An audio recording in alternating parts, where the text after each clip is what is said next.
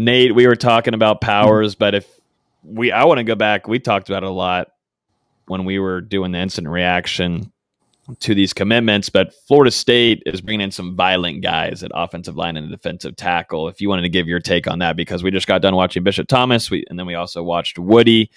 I mean, these are some violent guys that are on the offensive line. I mean, Kaniah Charlton just doesn't look like he's fair. It's not even fair. Mm-hmm. But, maybe speak on that violence that Florida State's bringing. Yeah, I mean, like we talked about Monday on the Mark Rogers show, one thing that we talked about on this podcast and I talked about on the Unconquered Talk podcast is kind of how mentally soft a little bit this team has been. Call it what it is. It's true. Physically, they just haven't had that edge that you expect from a Florida State team. And they're addressing those concerns with some of those guys that are coming in this class. And, even last class, you have a lot of those really physical, violent football players. And just last weekend was full of it. You have, Charlton, who's a human pancake machine. You have, Sapp, who is super talented and can play across any position while he's interior. Woody, he's just super all about putting you in the dirt. You talk about Bishop Thomas and his ability to use his hands. It's pretty advanced for, a defensive lineman going into a senior year of high school, which bodes well for him, probably contributing a little bit earlier than people think. And then you look at a guy like Travion Williams, who's just physically fits the part of a college-ready defensive end who, he chooses violence every time he goes on the football field. So all of these guys have that college-ready mentality, and I think all of them have a body that will allow them to contribute early. I think Charlton needs to work on a few things, but, he's not a real sloppy 340, 350, whatever it is. I mean, he's just a big kid. And they're different linemen than what Florida State's brought in recently. Let's just call it what it is. They're just physically dominant, blue chip offensive linemen, and Florida State really hasn't landed those on a consistent basis. It's jumbo. So it's an exciting time. Defensive line, offensive line are always the hardest positions to evaluate and to really hit on. But Florida State has a good start with what they're trying to do on offense, especially. I do like Woody on defense. I know there's some people who talk about him, with his long arms being a guard. I can see that, but I like him as a D tackle.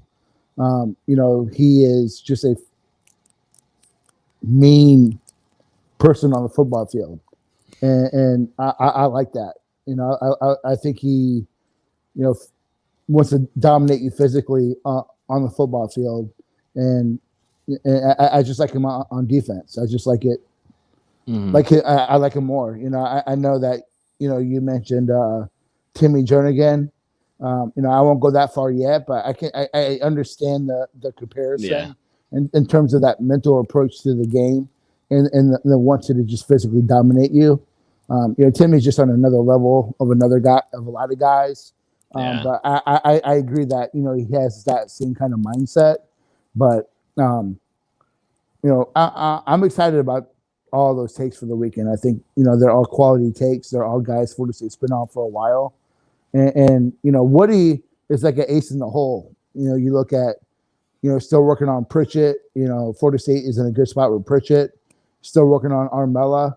Florida State is, they hit a grand slam on that Midnight Madness visit, or Midnight, whatever you want to call it. You have Emory Jones that they're pushing for out of Louisiana. You have Jalen Early, who Florida State feels good about coming off that visit. So, you have a lot of moving parts that Florida State still is working on in terms of adding pieces to that offensive line. So, Woody can come in and play offense if you need it. But if you land a couple more of those guys that I just mentioned, you can put him on D-line and not skip a beat.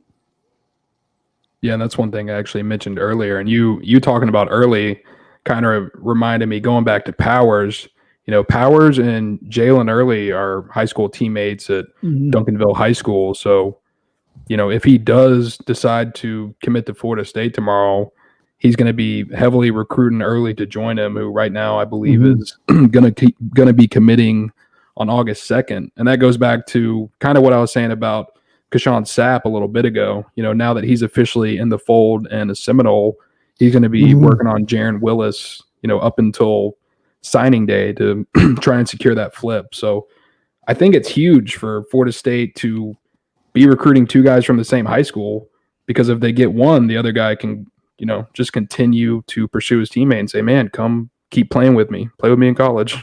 Yeah. Yeah. I mean, they have a lot of blue chip guys that they're going after. And like I said, Florida State hasn't had that in a while. It's actually, it's not an offensive line class that's full of projects. So I guess it's really good to see.